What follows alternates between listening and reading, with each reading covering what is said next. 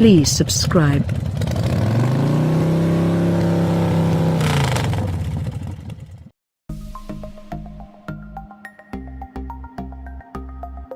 Mazda is studying the potential of offering all-wheel drive sedans eventually.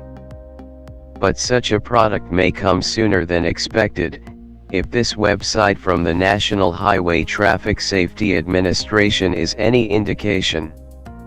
While searching for 2018 Mazda 6 crash test ratings on the site, we found results for both front and all-wheel drive versions. Both cars receive an overall 5-star rating. Recently, Mazda's North America CEO Masahiro Moro opened up to car advice on this subject. He indicated there's a layout issue that would prevent combining the new 2.5-liter turbocharged engine in the Mazda 6 with all-wheel drive. However, he also noted there is plenty of demand for all-wheel drive cars in the US. Four-wheel drive becomes a premium cue for US consumers, and obviously, I have asked our R&D department to think about how we can accommodate four-wheel drive capability in the future, he said.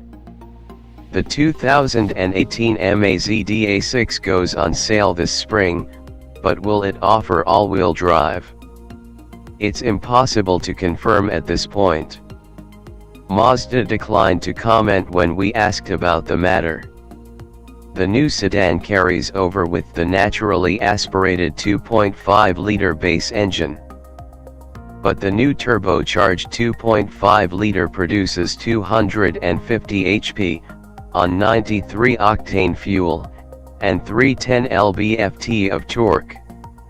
To accommodate the extra output, the Mazda 6 receives an improved chassis and suspension.